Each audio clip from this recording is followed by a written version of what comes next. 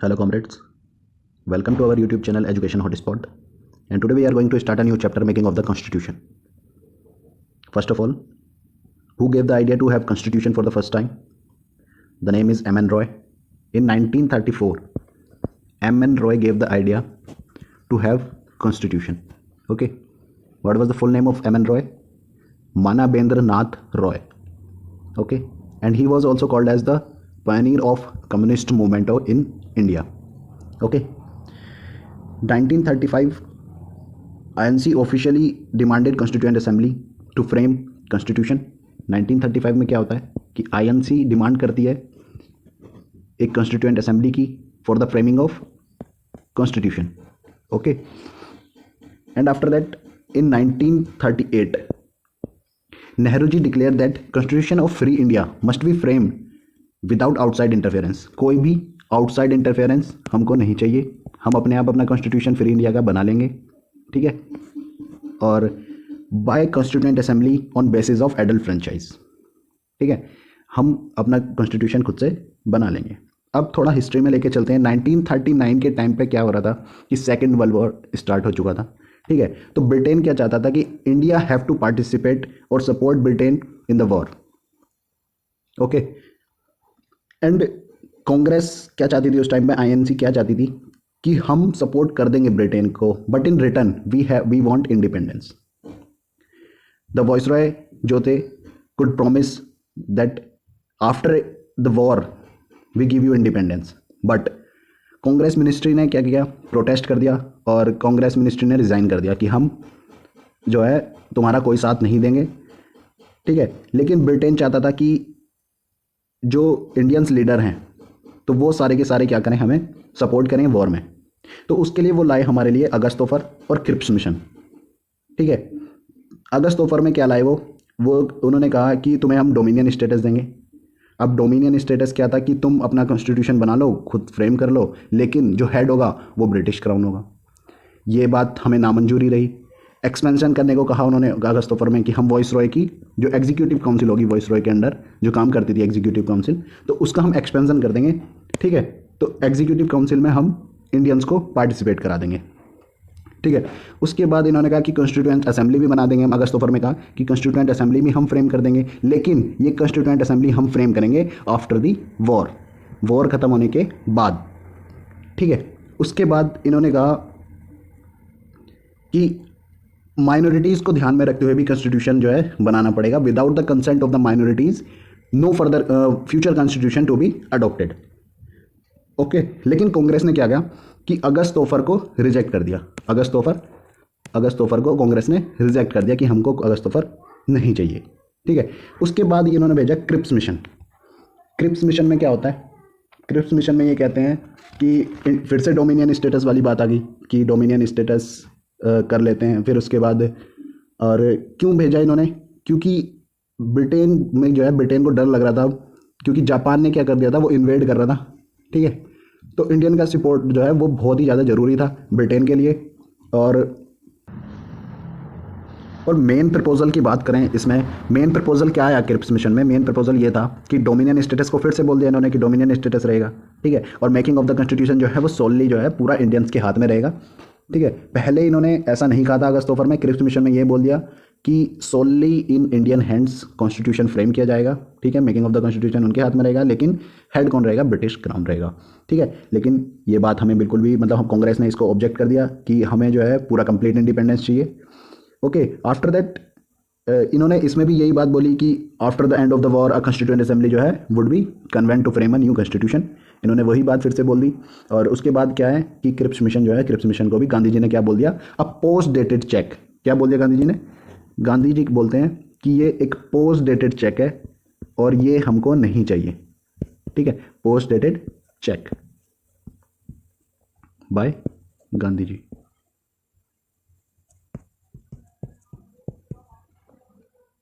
Okay, then after Cripps Mission reject हो गया, मुस्लिम league ने भी इसको रिजेक्ट कर दिया. फिर मई 1946 में इन्होंने भेजा क्या, कैबिनेट मिशन. अब कैबिनेट मिशन में कौन कौन आया, कैबिनेट मिशन में 3 बंदे आए. कौन कौन, एक तो स्टैफर्ड क्रिप्स, पैथिक लॉरेंस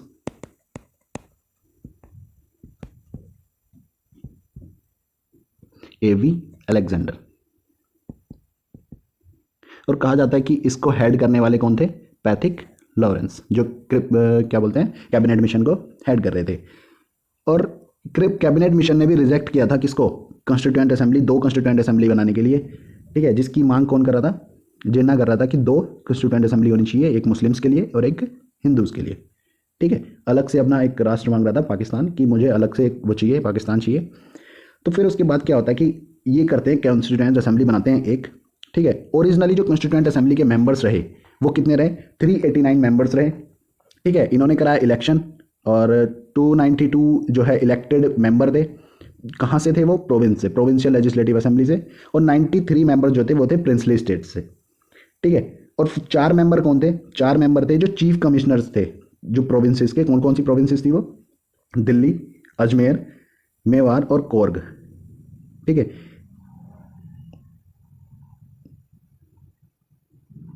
ये 4 प्रोविंसेस थी जो जहाँ के चीफ कमिश्नर्स थे, ठीक है। और 11 प्रोविंसेस थी जिसमें गवर्नर थे। तो वो कौन कौन सी प्रोविंस थी? प्रोविंसेस थी Madras, Bombay, UP, Bihar, central province, Orissa, Punjab, north west frontier province, Sindh, Bengal and Assam. तो ये सारी की सारी 11 प्रोविंसेस थी। इसमें से 292 सीट्स आई थी और 4 सीट्स थी दिल्ली, अजमेर, मेवाड़ और कोर्ग की। 93 सीट्स थी प्रिंसली स्टेट्स की, ठीक है। और ये जो सिलेक्शन हुआ था सीट्स का, ये किस रेशियो में था? किस रेशियो में था? ये सीट का सिलेक्शन था ऑन द रेशियो कि 1 मिलियन पॉपुलेशन पर 1 सीट, ठीक है। अ मिलियन पॉपुलेशन पे 1 सीट। ये इनका क्राइटेरिया था कि इस तरीके से सीट्स को, कितनी सीट्स कहाँ से होनी चाहिए, वो पॉपुलेशन के अकॉर्डिंग इन्होंने डिफाइन कर दिया। उसके बाद बात आती है, और जो मेनली डिस्ट्रीब्यूटेड थी, क्या बोलते हैं, सीट्स जो हर प्रोविंस में डिस्ट्रीब्यूटेड थी, वो 3 ही कम्युनिटीज़ के बीच में डिस्ट्रीब्यूटेड थी। एक होगी मुस्लिम, दूसरी सिख और तीसरी जनरल, ओके। उनके रेस्पेक्टिव पॉपुलेशन को लेके उसी में जो है उनकी सीट्स को बना दिया गया। कॉन्स्टिट्यूएंट असेंबली जो थी वो पार्टली इलेक्टेड और पार्टली नॉमिनेटेड थी, ठीक है। मेंबर्स जो थे वो इनडायरेक्टली इलेक्टेड हो रहे थे by the member of provincial assemblies. जो प्रोविंशियल असेंबली के मैंने बताया ना मेंबर्स थे, वो ही इनडायरेक्टली इलेक्ट हो रहे थे मेंबर, उन्हीं से मतलब वही इलेक्ट कर रहे थे। Who were elected on a limited franchise, जो कि खुद एक लिमिटेड फ्रेंचाइज का मतलब क्या है, हमने लास्ट वीडियो में भी डिस्कस किया था। लिमिटेड फ्रेंचाइज का मतलब है कि एक लिमिटेड पॉपुलेशन, यानी सारे बंदे उसको इलेक्ट नहीं कर रहे हैं, पूरा सबका एडल्ट सफरेज नहीं है। यहाँ पे कुछ लिमिटेड ही बंदे जो है वोटिंग कर रहे हैं और उन्हीं के वोटिंग के अकॉर्डिंग जो है ये इलेक्शन हो रहे हैं, ठीक है, इलेक्ट हो रहा है बंदा। तो ये इनडायरेक्टली इलेक्शन था, ठीक है। और गवर्नमेंट ऑफ इंडिया एक्ट 1935 ने ग्रांट किया था limited franchise on the basis of tax, property and education, okay. अब इलेक्शन हुए, 93 जो प्रिंसली स्टेट्स थी उन्होंने इलेक्शन में जो है पार्ट लेने से कर दिया मना। उसके बाद जब वो पार्ट नहीं लिया तो 296 के वोट हुए। 296 के वोट हुए तो 208 वोट मिले किसे? आईएनसी को। 73 वोट्स मिले मुस्लिम लीग को और 15 वोट्स जो थे वो अदर्स के थे, जो और छोटी मोटी जितनी भी पार्टीज थी उनके वोट्स थे, ठीक है। उसके बाद हम बात करते हैं वर्किंग ऑफ द कॉन्स्टिट्यूशन की, ठीक है। फर्स्ट मीटिंग हुई 9 दिसंबर 1946, ओके, विद डॉक्टर सच्चिदानंद सिन्हा, जो कि ओल्डेस्ट मेंबर थे, जो फ्रेंच प्रैक्टिस को फॉलो करते थे। और उसके जो इंटरिम प्रेसिडेंट बनाए गए वो कौन थे? सच्चिदानंद सिन्हा, ठीक है। उसके बाद प्रेसिडेंट बनाए गए हमारे कौन? डॉक्टर राजेंद्र प्रसाद। और वाइस प्रेसिडेंट बनाए गए एच.सी. मुखर्जी। कब बनाए गए ये दोनों? 11 दिसंबर 1946 को, ठीक है। उसके बाद क्या होता है कि 13 दिसंबर 1946 को क्या होता है, जवाहरलाल नेहरू जो है ऑब्जेक्टिव रेजोल्यूशन को पेश करते हैं असेंबली में।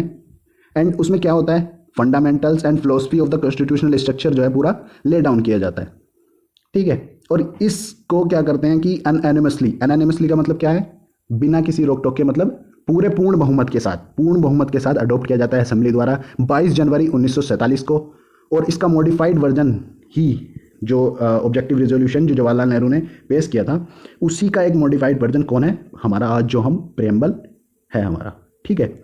और एडवाइज़र कौन बने थे हमारे उस टाइम के कॉन्स्टिट्यूशनल एडवाइज़र? वो बने थे B N Rao. B N Rao कौन बने थे? Constitutional adviser.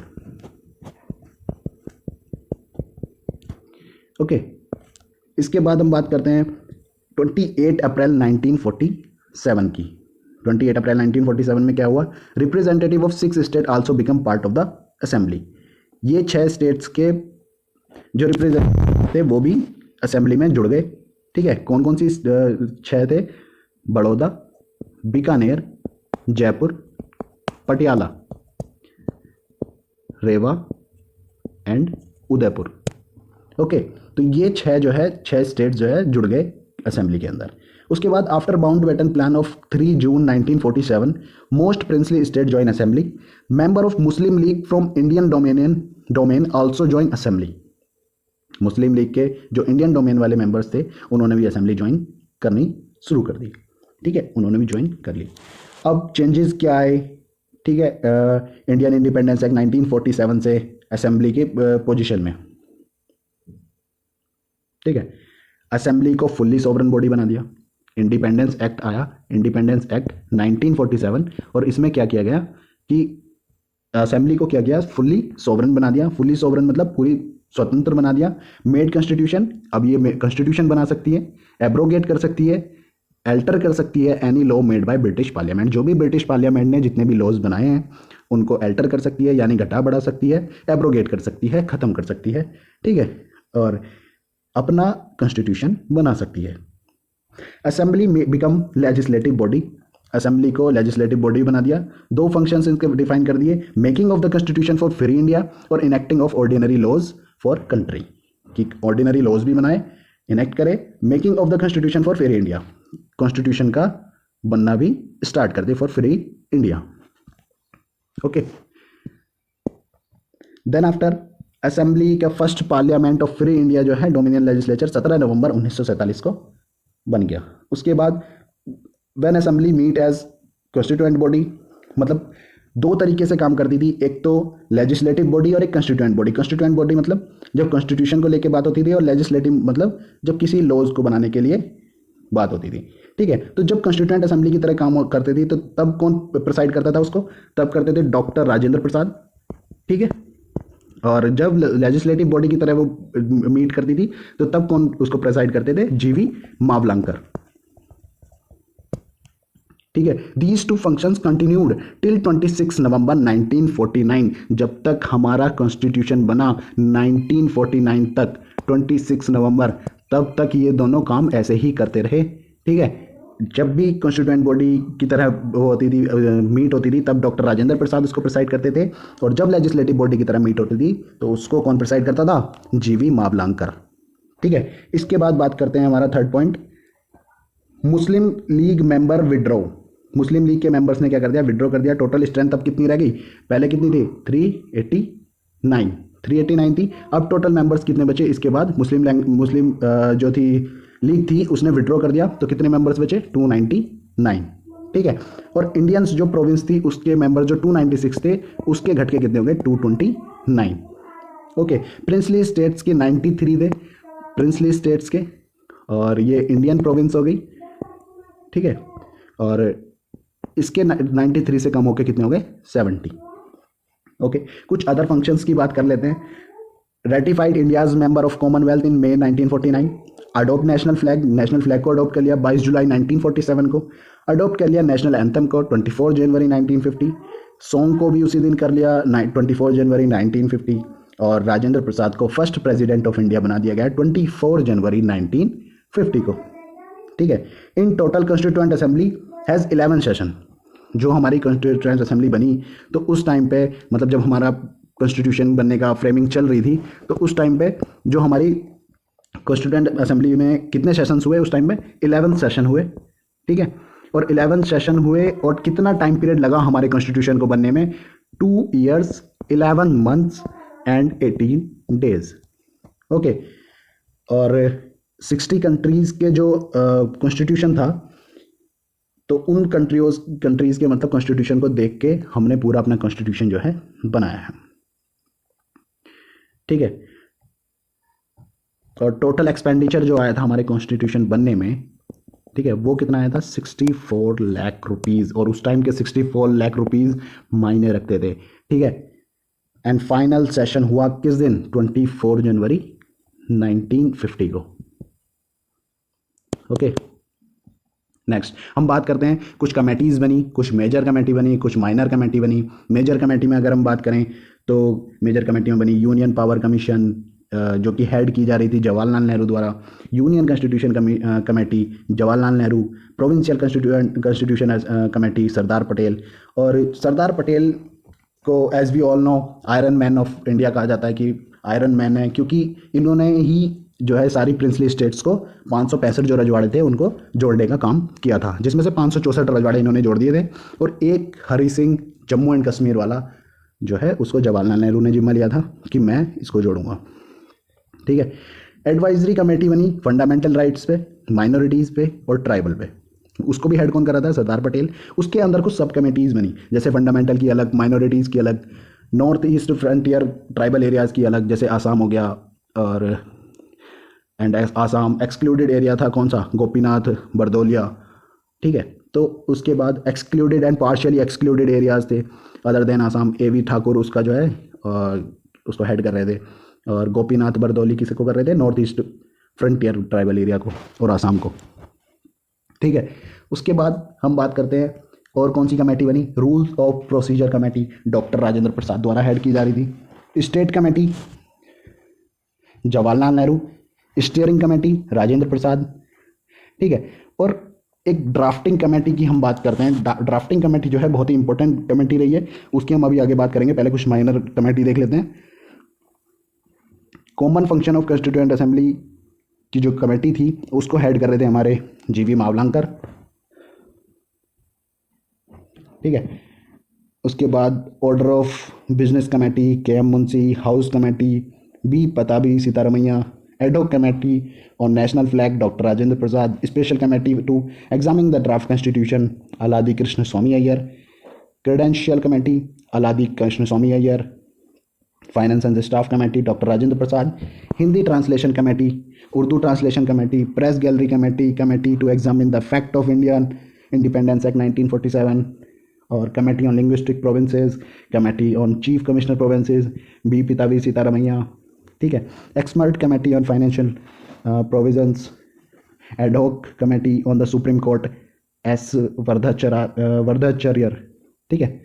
तो अब ड्राफ्टिंग कमेटी की बात करते हैं। ड्राफ्टिंग कमेटी बनी 7 मेंबर्स को कंस्टिट्यूट करके, ठीक है। इट कंसिस्टेड ऑफ 7 मेंबर्स, और ये सेटअप कब हुई?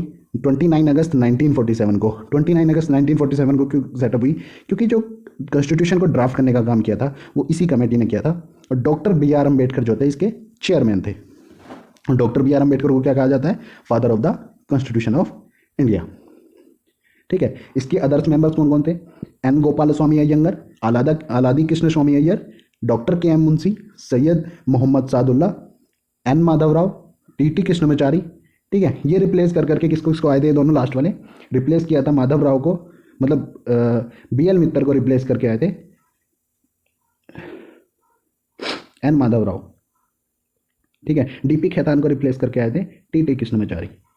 बी एल मित्तर की जो है इल हेल्थ की वजह से रिज़ाइन कर दिया था उन्होंने, और डी पी खेतान की जो है डेथ हो गई थी 1948 में, ठीक है।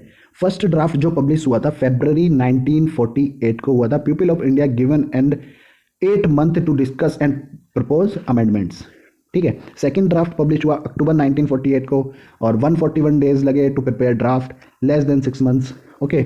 इनैक्टमेंट कब हुआ कॉन्स्टिट्यूशन का? फाइनल ड्राफ्ट इंट्रोड्यूस हुआ 4 नवंबर 1948 को। फर्स्ट रीडिंग हुई, 5 डेज जनरल डिस्कशन चला टिल 9 नवंबर 1948 तक, ठीक है। उसके बाद सेकंड रीडिंग हुई क्लॉज बाय क्लॉज 15 नवंबर 1948 से 17 अक्टूबर 17 नवंबर 1949 तक, ओके। 7563 अमेंडमेंट जो है प्रपोज करे गए, और 2473 जो है डिस्कस किए गए। थर्ड रीडिंग हुई 14 नवंबर 1949 को, और पास कर दिया गया 26 नवंबर 1949 को। और among 299 members 284 present signed it. ठीक है, उस टाइम पे प्रेजेंट 284 थे, उन्होंने साइन किया। अम्बेडकर जो है चीफ आर्किटेक्ट ऑफ कॉन्स्टिट्यूशन और मॉडर्न मैं मानूँ। अब कुछ फ्यू प्रोविजंस की बात कर लेते हैं। ठीक है, सिटीजनशिप क्या क्या चीज़ आई इसमें। Citizenship, elections, provisional parliament, temporary and transitional provisions, sole title contained in Article 5, 6, 7, 8, 9, 63, 29, 366, 367, 379, 380, 388, 391, 392, 393 came in force on नवंबर 26, 1948। तो ये जो प्रोविजंस थे ये कब से ही फोर्स में आ गए थे, इनैक्टमेंट कब से हो गया था, जब कॉन्स्टिट्यूशन बन गया था 26 नवंबर 1949 को। और बाकी जो रिमेनिंग थे वो 26 जनवरी 1950 को उनका भी इनैक्टमेंट हो गया। हमने 1950 को ही क्यों, 26 जनवरी 1950 को ही क्यों अपना डिक्लेयर करा ये सब कुछ, क्योंकि हमने 1930 में क्या था, इसी दिन पूर्ण स्वराज की डिक्लेयर किया था लाहौर सेशन में, जो कि लाहौर सेशन 1929 में हुआ था वैसे। ठीक है, और क्रिटिसिज्म क्या थे कॉन्स्टिट्यूएंट असेंबली के, नॉट अ रिप्रेजेंटेटिव बॉडी, मतलब its member not directly elected by people, की डायरेक्टली इलेक्टेड नहीं है, इनडायरेक्टली इलेक्टेड है। और नॉट अ सॉवरन बॉडी, ये जो है क्या बोलते हैं, खाली प्रोविजन से बनाई गई है ब्रिटिश गवर्नमेंट की। और टाइम कॉन्स्टिट्यूशन का, framer of American constitution to only 4 month, कि 4 दिन लिए हैं तुम कॉन्स्टिट्यूशन फ्रेम करने के लिए, इतना टाइम ले रहे हो। और dominated by Congress, Granville Austin जो है ब्रिटिश कॉन्स्टिट्यूशनल एक्सपर्ट थे, उन्होंने कहा था कि the constituent assembly was one party body. ठीक है, one party body in an essentially one party country. The assembly was Congress and Congress was India. Okay, lawyer politician domination था और डोमिनेटेड बाय हिंदूज, लॉर्ड क्या बोलते हैं, viscount Simon, a body of Hindus, Winston Churchill, CA represent only one major community in India. Okay, so today we are discuss all the making of constitution chapter. तो हम एक बार फिर से रिवाइज कर लेते हैं थोड़ा इसको। ठीक है, M N Roy gave the idea of constituent assembly. सबसे पहले हम बात करते हैं किसकी, एम एन रॉय ने क्या किया, आइडिया दिया कॉन्स्टिट्यूएंट असेंबली का। 1935 में क्या हुआ, आईएनसी ने ऑफिशियली डिमांड किया कॉन्स्टिट्यूएंट असेंबली के लिए to frame the constitution. Nehru ji ने डिक्लेयर किया 1938 में कि constitution for free India must be framed without outside interference, outside का कोई भी इंटरफेरेंस नहीं होना चाहिए, और कॉन्स्टिट्यूएंट असेंबली इसको खुद बनाएगी। और उसके बाद अंग्रेजों ने, ब्रिटेन ने क्या करा, हमको अगस्त ऑफर दिया, क्रिप्स मिशन भेजा, जिसमें जो कि दोनों की दोनों रिजेक्ट कर दिए गए। उसके बाद आया कैबिनेट मिशन। कैबिनेट मिशन में क्या होता है कि ये एक ही कॉन्स्टिट्यूएंट असेंबली बनाते हैं, उसमें 389 जो है मेंबर्स रखते हैं। और उसके बाद 296 जो होते हैं वो ब्रिटिश इंडिया से, और 93 प्रिंसली स्टेट से होते हैं। उसके बाद ठीक है, और इलेक्शन हुए, फिर ये डिवीज़न हुआ, और उससे के बाद जो सीट्स थी वो 1 मिलियन पर सीट थी। और जो प्रिंसिपल्स जो थी कम्युनिटीज़ थी हर प्रोविंस से, वो मुस्लिम थी, सिख थी और जनरल थी। ठीक है, और कॉन्स्टिट्यूएंट असेंबली पार्टी इलेक्टेड और पार्टली नॉमिनेटेड थी, कुछ इलेक्टेड थे, कुछ बंदे नॉमिनेटेड थे। ठीक है, और इनडायरेक्टली इलेक्टेड मेंबर्स भी थे। गवर्नमेंट इंडिया एक्ट जो है ग्रांट कर रहा था उसने लिमिटेड फ्रेंचाइजी को on the basis of tax, property and education. ठीक है, और 296 जो है उन्होंने, उनका इलेक्शन हुआ 296 सीट्स का, जिसमें से 93 जो थी उन्होंने पार्ट नहीं लिया था प्रिंसली स्टेट्स ने। तो 208 जो है वो आईएनसी को मिली, 73 Muslim League and 15 others. After that working क्या थी कॉन्स्टिट्यूशन की, फर्स्ट मीटिंग 9 दिसंबर 1946 को हुई, जिसको मुस्लिम लीग ने बॉयकॉट कर दिया कि हम जो है इसको ज्वाइन नहीं करेंगे। 211 मेंबर जो है इन्होंने ज्वाइन की थी। डॉक्टर सच्चिदानंद सिन्हा जो है इंटरम प्रेसिडेंट शुरू में बने, उसके बाद प्रेसिडेंट डॉक्टर राजेंद्र प्रसाद बने। सेकंड मीटिंग में 11 दिसंबर 1946 को हुई, वाइस प्रेसिडेंट बने एच.सी. मुखर्जी। एडवाइजर कौन बने, constitutional adviser P N. Rao. After that 13 दिसंबर 1946 जवाहरलाल नेहरू ने ऑब्जेक्टिव रेजोल्यूशन पास किया, और उसमें उन्होंने बातें कहीं जो कि आज हमारा प्रियम्बल उसी का मॉडिफाइड वर्जन है, और जिसको एनोनिमसली अडॉप्ट कर लिया गया था 22 जनवरी 1947 को। ठीक है, उसके बाद हमारी कुछ जो जिन्होंने पार्ट नहीं लिया था अपने स्टेट्स ने, वो स्टेट्स जो है आके जुड़ने लगी। 6 स्टेट्स ने जुड़ गई थी 28 अप्रैल 1947 को। उनमें से कौन कौन सी स्टेट थी, Baroda, Bikaner, Jaipur, Patiala, Rewa and Udaipur. And after Mountbatten plan of June 3, 1947 mostly जो प्रिंसली स्टेट्स थी उन्होंने ज्वाइन कर लिया था। उसके बाद चेंजेस क्या है पोजीशन में of assembly bye independence act 1947, क्या क्या चेंजेस थे। पहला चेंज था असेंबली जो है फुल्ली सॉवरेन बॉडी बना देगी कि कॉन्स्टिट्यूशन मेड करेगी, खुद से एब्रोगेट करेगी, अल्टर करेगी जो भी लॉज पहले ब्रिटिश पार्लियामेंट द्वारा बनाए गए हैं। असेंबली बिकम लेजिस्लेटिव बॉडी की तरह भी काम करेगी। और ये दो तरीके से काम करने की वजह से कॉन्स्टिट्यूएंट जब बॉडी की तरह काम करती थी तो डॉक्टर राजेंद्र प्रसाद इसको प्रिसाइड करते थे, ओके। और जब लेजिस्लेटिव बॉडी की तरह वो करती थी, काम करती थी, तब इसको प्रिसाइड करते थे जीवी मावलंकर, ठीक है। और ऐसा कब तक चला? जब तक कॉन्स्टिट्यूशन बन के फ्रेम नहीं हो गया, ठीक है। मुस्लिम लीग के जो मेंबर्स थे उन्होंने विड्रॉ कर लिया। उसके बाद हमारे जो टोटल स्ट्रेंथ बची वो बची 299, ठीक है। उसके बाद कुछ अदर फंक्शंस की बात करें तो इंडियाज मेंबर ऑफ कॉमनवेल्थ जो है रेटिफाइड कर दिया गया इन मई 1949। अडॉप्टेड कर लिया नेशनल फ्लैग को 22 जुलाई 1947, नेशनल एंथम 24 जनवरी 1950 और 24 जनवरी 1950 को नेशनल सॉन्ग, और इलेक्ट कर लिया गया राजेंद्र प्रसाद जी को first president of India on January 24 1950, okay. After that in total constituent assembly has 11 sessions, जो कि चले थे कब, कितने टाइम लगा था उसको कॉन्स्टिट्यूशन को फ्रेम होने में? 2 years 11 months 18 days, ठीक है। और 60 कंट्रीज़ के जो कॉन्स्टिट्यूशन था उनको देखते हुए जो है ये बना था। और नेक्स्ट वीडियो मैं यहीं इस चीज़ को थोड़ा सा डिफाइन कर दूंगा कि क्या चीज़ हमने कौन सी कंट्री से ली थी। एक शॉर्ट वीडियो बना लेंगे और उसमें इस चीज़ को डिफाइन कर लेंगे। And draft constitution was considered for 114 days और टोटल एक्सपेंडिचर आया था 64 लाख रुपीज़ का। फाइनल सेशन हुआ 24 जनवरी 1950 को। कुछ कमेटीज़ बनी, इन कमेटीज़ को आप एक बार रिवाइज कर लीजिए और बस हल्का पढ़ते रहिए, इनको बार बार रिवीजन में रहेंगी तो याद भी रहेंगी, ठीक है। ड्राफ्टिंग कमेटी जो थी हमारी मेन कमेटी थी और इसको सेटअप किया गया था 29 अगस्त 1947 को और इसमें 7 मेंबर्स थे। डॉक्टर बी आर अम्बेडकर जो है इसके चेयरमैन थे। ड्राफ्टिंग कमेटी का काम था कॉन्स्टिट्यूशन को ड्राफ्ट करने का, ठीक है। और इसके मेंबर्स भी इंपॉर्टेंट हैं, इनको भी एक बार जो है पढ़ लीजिएगा। फर्स्ट ड्राफ्ट पब्लिश हुआ फेब 1948 को, second draft, third draft, first reading, तो ये सारी रीडिंग्स हुई, इनको एक बार पढ़ लीजिएगा। उसके बाद हम बात करते हैं कि एनफोर्समेंट 26 नवंबर, जिस दिन 1949 में 26 नवंबर 1949 को कॉन्स्टिट्यूशन बनके तैयार हो गया था, उस दिन कुछ प्रोविजंस जो थे वो लागू कर दिए गए थे, फोर्स में आ गए थे। उसमें से कुछ प्रोविजंस कौन कौन से? आर्टिकल 5, 6, 7, 8, 9 एंड ऑल दीज जो कॉन्स्टिट्यूशन थे वो आ गए थे। और उसके बाद जो रिमेनिंग आर्टिकल्स थे, जो प्रोविजंस थे, वो 26 जनवरी 1950 को जो है लागू हो गए थे। और 1930 में पूर्ण स्वराज डे इसी दिन जो है मांग की थी, तो उसी दिन हमने जो है 1950 को 26 जनवरी में इसको फोर्स में लाए थे, ठीक है। कुछ क्रिटिसिज्म भी हुए, तो इन क्रिटिसिज्म को भी आप एक बार देख लीजिएगा कि क्या क्या क्रिटिसिज्म थे, ओके। थैंक्स अलॉट एंड जय हिंद, जय भारत।